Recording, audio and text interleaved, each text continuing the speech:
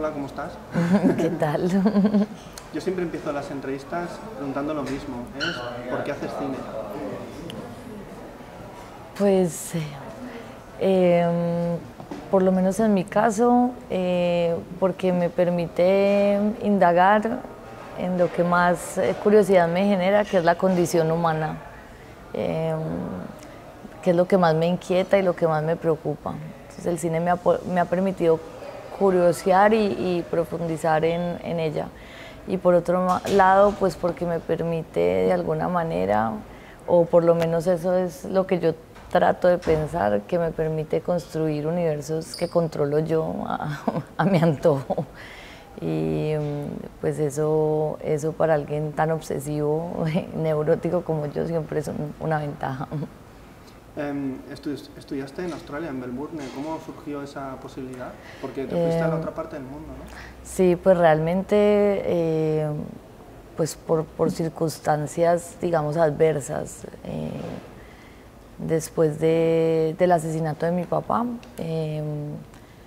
digamos que la vida cambió totalmente y eso incluyó las posibilidades de estudio, económicas. La vida cambió totalmente y por casualidades de la vida coincidí con alguien que estaba en Australia y que un poco me convenció de que era un país donde iba a poder cumplir unas cosas, o por lo menos buscar y encontrar una tranquilidad que yo necesitaba en ese momento.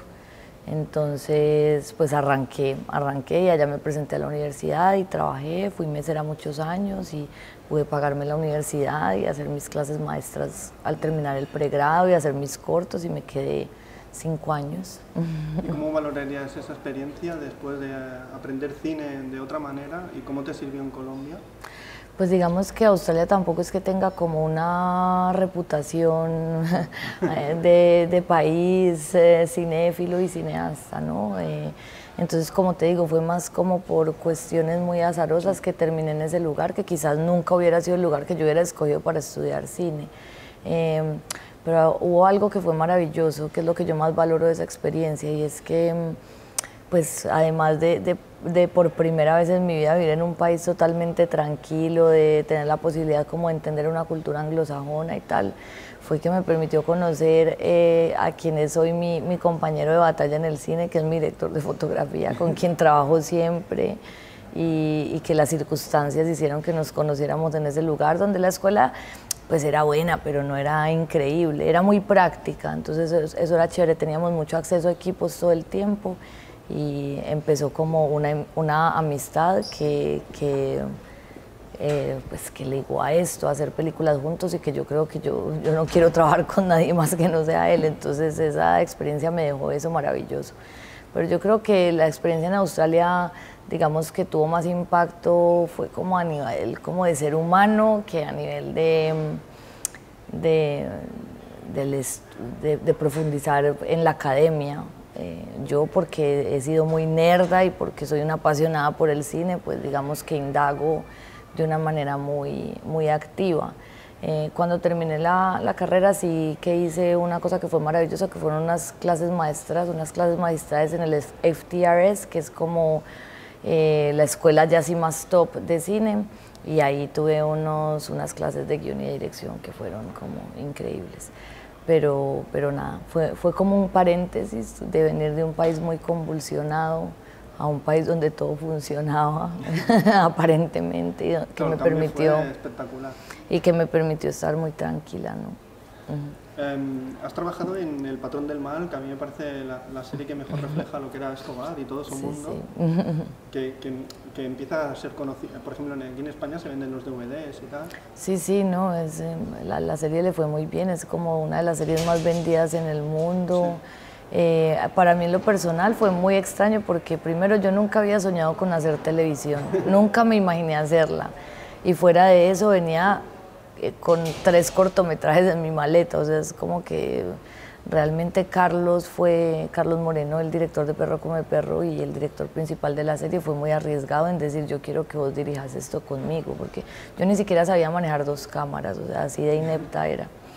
Y nada, fue una experiencia increíble con actores, aprender a rodar acción y también un poco al final desaprender y decir, quizás yo no estoy tan hecha para este modelo tan industrial de hacer, pero fue increíble, además porque la serie está basada en un libro que yo creo que es el libro que mejor retrata a Escobar y a esa época del narcotráfico, que es La parábola de Pablo, por Alonso Salazar, y de alguna manera pues fue entender un poco más cosas que yo había visto muy niña. O sea, yo crecí en ese Escobar, en ese Medellín de Escobar de los 80s, fui adolescente en los 90s en un Medellín post Escobar muy convulsionado, entonces también permitió entender cosas que quizás no tenían una lógica política en ese momento. Después haces Antes del fuego, que no la he visto, que es una película muy política, y después haces Matar a Jesús. Realmente con Antes del fuego hay que hacer una aclaración, y es que Antes del fuego es un proyecto que no es autoral, es decir, es un guión de Mauricio Cuervo y fue un encargo de parte de Caracol Televisión y Laberinto Cine para hacer en principio un TV movie. Y luego al final ellos decidieron salir en Theatrical, ¿cierto? Entonces eso a mí también me creó una contradicción muy grande con el proyecto, porque yo lo hice, digamos, en un formato que era más para tele, terminó saliendo a cine donde yo no tuve control del corte final. Entonces, pues obviamente aprendí, lo que más aprendí de ese proyecto es aprender a leer un contrato bien. Y bueno, pero sí que me permitió indagar en un evento político que me interesaba mucho, que era la toma del Palacio de Justicia. Desde el momento en que te sucede de ser testigo de algo tan trágico en tu vida, hasta que decides hacer una película de eso, todo ese tiempo primero de dolor en Australia, ¿no? Alejado del bullicio, de la violencia, ¿cuándo decides que eso tiene que ser una película? Pues me tardé mucho, además porque primero que todo, que esto es, para mí es muy importante aclarar qué es ficción y qué no. O sea, lo primero es que yo no estaba al lado de mi papá en el momento que él es asesinado, eso es ficción. Yo no conocía al sicario, eso también es ficción. Pero de resto, digamos que es bastante autobiográfico en mi relación con la ciudad, pues que la justicia nunca operó, en una sociedad muy indolente y en pues cómo, digamos, afectó a mi familia, a mi mamá y a mi hermano. Eso es muy autobiográfico. Entonces nada, pues yo había venido a Barcelona a estudiar cine un año antes, vine en el 2000 a estudiar en el Centro de Estudios Cinematográficos de Cataluña, en el CEC. Sí. Y pues yo no estaba satisfecha como con la escuela, con Barcelona sí, pero no con la escuela. Y me devolví porque realmente mi sueño era estudiar cine en la Facultad Pública en Bogotá, en la Facultad de Cine. Y bueno, ese año que volví a Colombia, pues pasó lo de mi papá. Entonces ya cuando me fui a Australia, después de un año de estar en Medellín, muy parecida a ese personaje, como muy desconectada de la vida, muy tanática de alguna manera, llego a Australia y mucha gente me reclamaba que porque yo no había escrito nada sobre mi papá, porque yo tenía una relación muy estrecha con él, pero además a mí me gusta mucho escribir y nunca había podido escribir nada sobre él, y era una gran frustración para mí, pues no, como salía, eso, ¿no? Claro, no soy ahí tan atascado, pero al mismo tiempo era como no puedo escribir algo sobre la persona que más he amado en la vida y tal. Y cuando llevaba como un año y medio en Australia, tuve un sueño en el que estaba mirando Medellín desde una montaña, por eso esa locación del mirador empieza a ser tan importante en la película, y estaba conversando con un chico de mi misma edad en ese momento. Como el cartel colombiano. Exacto, como el póster colombiano, y estaba como ahí conversando con un chico de mi misma edad con el que tenía un montón de cosas en común. Banalidades que unen a los seres humanos como la música y el fútbol y tal, y en un momento él me dice, yo me llamo Jesús y yo maté a su papá. Y por artificioso que suene, pues fue lo que empezó todo esto. Yo me levanté y empecé a escribir, de corrido escribí como 50 páginas, que no eran más que una descripción de este personaje, y yo empecé a escribir unos textos súper íntimos, sin ninguna idea de que fuera película, que se llamaban Conversaciones con Jesús, donde yo tenía conversaciones imaginarias con este sicario al que nunca conocí. y con el tiempo pues vi que ahí no solo habían unas imágenes muy potentes, sino que había pues un relato y un conflicto que enumeraba mis preocupaciones frente a la violencia, a los sistemas de exclusión, a la desigualdad y a ese aparato criminal que de alguna manera usa a esta chica para la venganza, pero también usa a este chico para perpetuar la violencia. Entonces empecé a escribir y yo veía que ahí había una película, pero no era capaz, y en el 2012 llamé a Alonso Torres, que es el guionista de pelis como Perro come perro y Todos tus muertos, y es caleño y conoce también muy bien la violencia, que le ha tocado de frente también. Y le dije, venga, yo tengo esos textos muy raros que quiero que sean una película y no he podido, y se los mandé. Él me dijo, acá hay una peli muy potente, vamos a escribir juntos, y pues gracias a él la película existe. Yo sola no hubiera podido. Creo que en alguna entrevista has dicho que Víctor Gaviria y su mundo es una inspiración muy fuerte a ti. ¿Por qué? Pues mira, yo siento que nadie nos ha contado con la honestidad que nos ha contado Víctor. A mí lo que él logra con una cámara tan simple, tan poco artificiosa, lo que logra transmitir, para mí no hay nadie que lo haya hecho como él. Le tengo una admiración profunda como director y como escritor también. Y había algo que en Víctor, ya que además somos grandes amigos, que he entendido que es lo que yo más admiro en un ser humano y que es muy escaso, es la horizontalidad que él tiene. Y al conocerlo y al ver el trato que él le da a cada una de las personas que lo rodean, pues entendí por qué puede contar esas películas, y yo siento que con él comparto como esa, no sé, también ese enamoramiento por la condición humana y por los seres humanos llevados tan al límite. Sobre todo Rodrigo Dey. Yo creo que Rodrigo Dey, hace poquito la vi en cine por primera vez, me di cuenta que nunca la había visto en cine, porque claro, yo tenía, no sé, como 10 años, 11 años cuando salió Rodrigo Dey. Pero ya después era que nos pasábamos VHS y copias viéndola. Pero para mí la escena de ese baile de puñal, mientras... Yo no la vi, ¿no la has visto? Pero ahora me estaba acordando de Humberto D. Claro, que de ahí un poco el nombre, sí. Pero hay una escena que para mí es magistral, que es como unos chicos que se tientan con un puñal, es como un baile de muerte a la par de Rodrigo tocando sus baquetas con un muro, y para mí sigue siendo quizás de mis secuencias favoritas en el cine. Entonces sí que Víctor ha sido muy influyente, y ahora ha sido muy bonito porque él pues ha querido mucho matar a Jesús. Yo estaba muy asustada de que él la viera y le gustó muchísimo y ha abrazado la película, y hace poquito me invitó a hacer un conversatorio con él, y nada, yo quiero seguir siendo su amiga toda la vida. ¿Costó mucho armar la película de esta historia de que la chica se encuentra de casualidad a la persona que mató a su padre y acaba metiéndose en ese infierno, en ese descenso, ¿no? Sí. Que no sabes muy bien qué va a ocurrir, o sea, toda la película es como una incertidumbre. Sí. Ella parece en un constante peligro, o no sabes qué va a ocurrir. Sí, porque yo también pienso que más allá de ella tener la idea de matarlo, está buscando matarse, ¿no? Sí. Ella está como en una... Si uno empieza, si le pones más lógica pues a ella, no la encontrás. O sea, ella es una chica que también está actuando con el instinto, sí, es muy animal, ¿cierto? Entonces, y para mí eso era fundamental en ese personaje, como no imprimir más que la lógica de un deseo tan animal como es querer acabar con la vida de otro, ¿no? Y ahí ahí mismo empezar a encontrar la vida a pesar de la muerte. Pero sí fue muy difícil por muchas cosas, y una de ellas era precisamente donde empiezo yo a separar lo que es verdad y lo que es la ficción. Y fue que yo no quería escribir que ella iba al lado de su papá en el momento en que lo matan.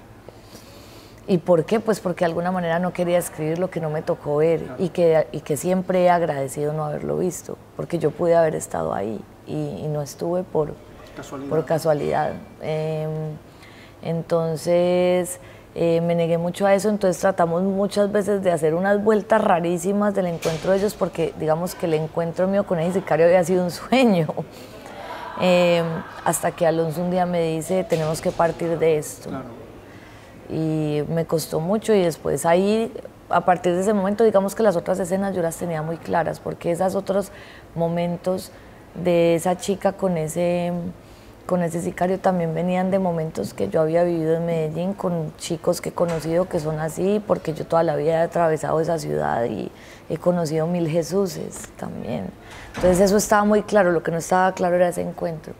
Y de alguna manera yo también quería que fuera una película donde hay momentos en los que se va como a una poética interna de esos personajes y que se resalta y que digamos que la imagen deja de ser tan realista, pero en general yo quería una película muy poco artificiosa y muy clásica en la estructura. O sea, esta no era una película donde yo iba a explorar el lenguaje cinematográfico, lo quería pues como ponerlo más a mi favor para contar una historia. Sí, dentro de ese mundo negro, sórdido, violento, puede haber humanidad y poesía, ¿por qué no? Claro, y hay mucha belleza, que eso me pasa a mí. De hecho, que el momento que están en el agua, sí, sí. Ahí rompe mucho, porque hay mucha luz. Casi todos están como en un laberinto y en interiores de casas. Claro, y a mí había una cosa que me interesaba, y es que de alguna manera él siempre la lleva a lugares muy bellos, sí. ¿Cierto? Como que ese mirador es tan bello, donde ven esa ciudad al fondo y ese sonido. Después la lleva a este río, ¿cierto? Como que también él la lleva a lugares donde hay... Los asesinos también tienen alma, ¿no? Claro, y esa es la contradicción del hombre, ¿cierto? Y que es lo que a mí más me fascina. Y por otro lado también...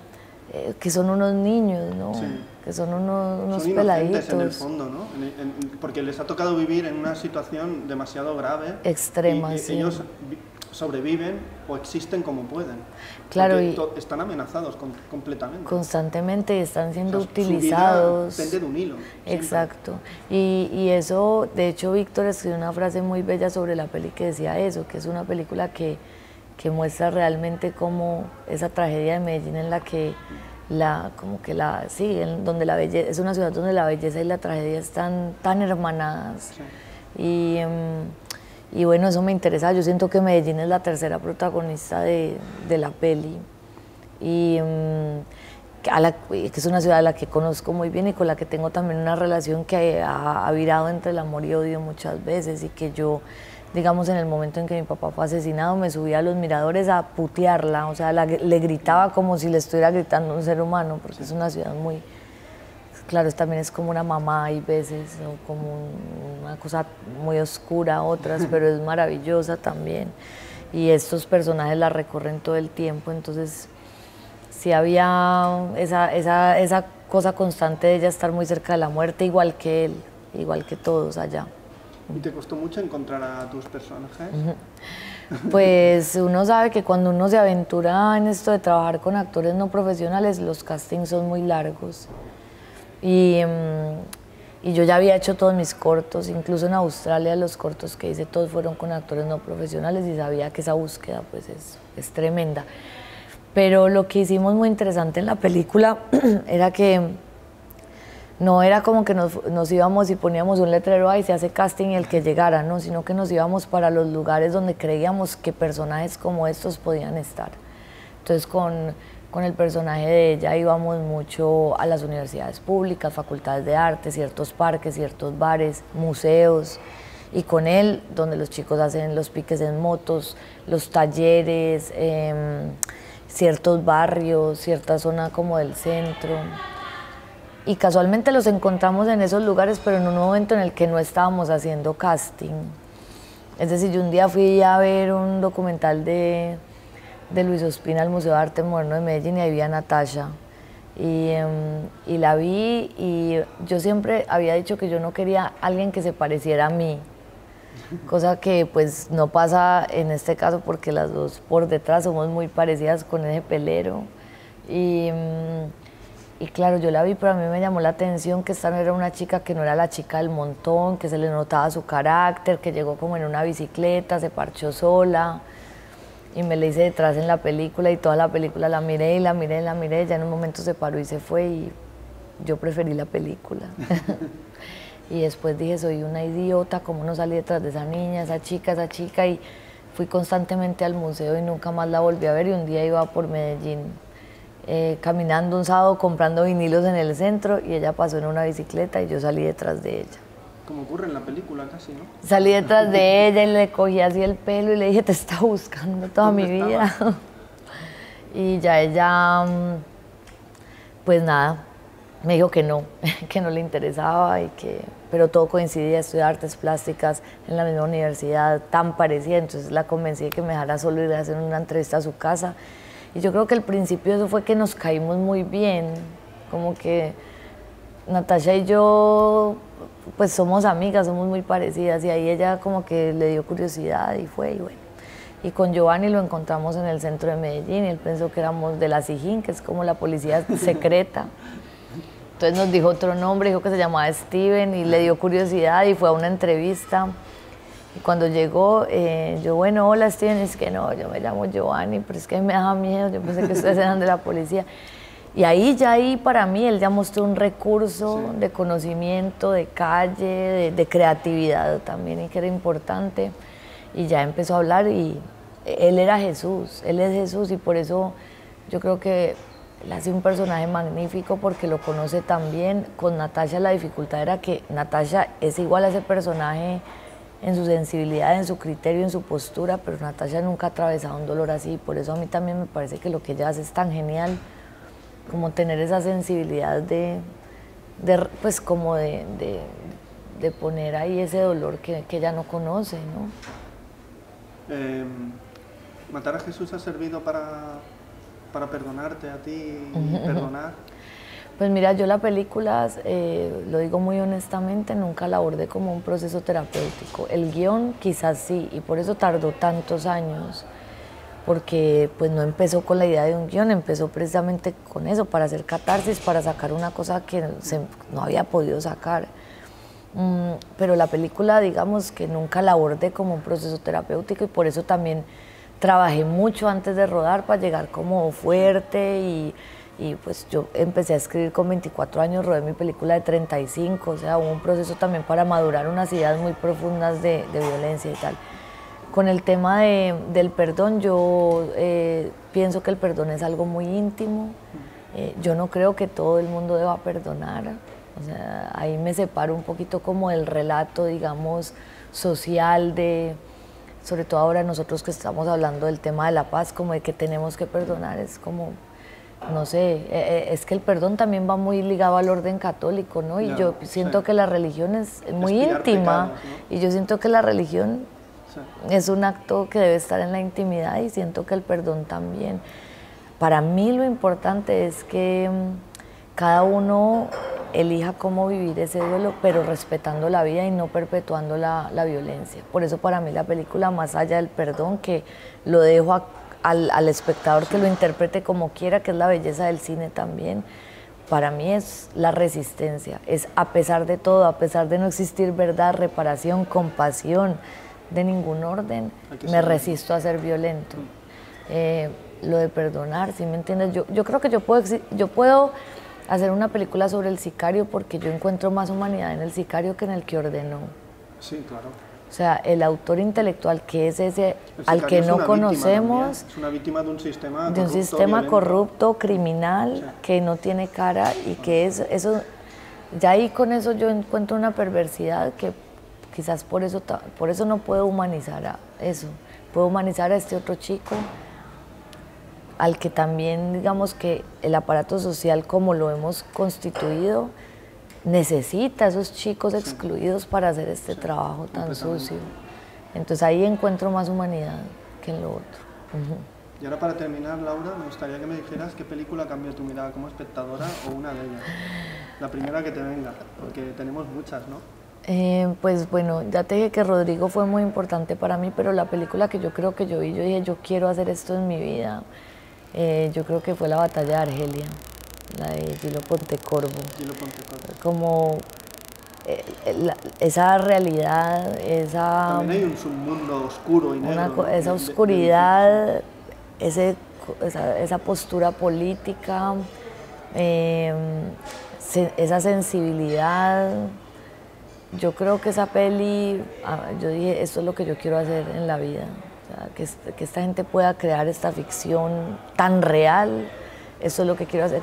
En general, también toda la herencia del neorrealismo italiano es súper importante para mí. Y ya tengo referentes también más cercanos de Truffaut, que cómo no enamorarse de Truffaut, y luego ya más cercanos, pues los Dardenne me gustan muchísimo, y finalmente estoy muy apegada como al realismo social. Yo no creo que yo vaya a ir a ser la Mujer Maravilla, ¿no? pero bueno. Pues Laura, muchas gracias por tu tiempo, por tu película, y nada, hasta la próxima película. No, pues ojalá no me demore 10 años en hacerla. Sí, muchas gracias. Gracias.